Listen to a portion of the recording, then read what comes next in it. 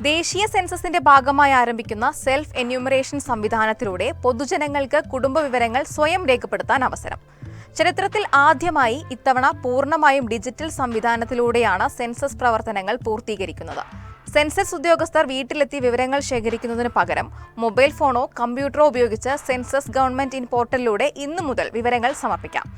കുടുംബത്തിലെ ഒരാൾക്ക് മുഴുവൻ കുടുംബത്തിന്റെയും വിവരങ്ങൾ നൽകാം. കുടുംബാംഗങ്ങളുടെ എണ്ണം, പ്രായം, ലിംഗം, വിദ്യാഭ്യാസം, തൊഴിൽ, താമസ വിവരങ്ങൾ തുടങ്ങിയ അടിസ്ഥാന വിവരങ്ങൾ നൽകേണ്ടി വരും. സമർപ്പിക്കുന്ന വിവരങ്ങൾ സർക്കാർ നിശ്ചയിച്ച സുരക്ഷാ സംവിധാനങ്ങൾ ഉപയോഗിച്ച് സംരക്ഷിക്കപ്പെടും. വളരെ ലളിതമായി ചെയ്യാവുന്ന തരത്തിലാണ് സെൽഫ് എന്യൂമറേഷൻ പ്രക്രിയ സജ്ജീകരിച്ചിരിക്കുന്നത്.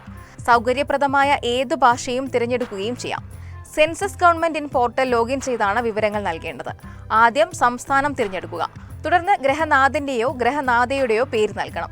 ഒപ്പം മൊബൈൽ ഫോൺ നമ്പറും വേണം. ഒരു മൊബൈൽ ഫോൺ നമ്പർ ഒരു വീടിന്റെ വിവരങ്ങൾ നൽകാൻ മാത്രമേ ഉപയോഗിക്കാൻ സാധിക്കൂ. ശേഷം ഇഷ്ടമുള്ള ഭാഷ തിരഞ്ഞെടുത്ത് മൊബൈൽ ഫോണിൽ ലഭിക്കുന്ന OTP കൂടി നൽകുന്നതോടെ അടുത്ത പടിയിലേക്ക് കടക്കാം. വീട് സ്ഥിതി ചെയ്യുന്ന ജില്ല തിരഞ്ഞെടുത്ത വില്ലേജ്, ടൗൺ, സ്ഥലം എന്നിവ നൽകിയാൽ നിങ്ങളുടെ പ്രദേശത്തിന്റെ ഒരു ഭൂപടം ദൃശ്യമാകും. ഇതിൽ നിന്ന് വീട് നിലനിൽക്കുന്ന സ്ഥലം കൃത്യമായി തിരഞ്ഞെടുക്കണം. തുടർന്നാണ് സെൻസസ് ചോദ്യങ്ങൾ ദൃശ്യമാവുക. ആകെ 34 ചോദ്യങ്ങളാണ് സെൻസസ് വിവരശേഖരണത്തിനായുള്ളത്. ചോദ്യങ്ങൾ ഓരോന്നായി ദൃശ്യമാവും. ഒപ്പം അവയുടെ ഉത്തരങ്ങളും ഉണ്ടാകും. അവയിൽ നിന്ന് ഓരോരുത്തരുടെയും വീടുമായി യോജിച്ചത് മാത്രം തിരഞ്ഞെടുത്താൽ മതിയാവും. ഇങ്ങനെ വിവരങ്ങൾ നൽകുന്നവർ പിന്നീട് ഉദ്യോഗസ്ഥർ വീട്ടിലെത്തുമ്പോൾ വീണ്ടും വിവരങ്ങൾ നൽകേണ്ടതില്ല. പകരം ഓൺലൈനായി തന്നെ ലഭിക്കുന്ന 11 അക്ക നമ്പർ കൈമാറിയാൽ മതിയാകും. സെൽഫ് എന്യൂമറേഷനുള്ള അവസരം ഈ മാസം 31 അവസാനിക്കും. ജൂലൈ 1 മുതൽ എന്യൂമറേറ്റർമാർ ഓരോ വീടുകളിലും എത്തി വിവരങ്ങൾ ശേഖരിക്കാൻ തുടങ്ങും.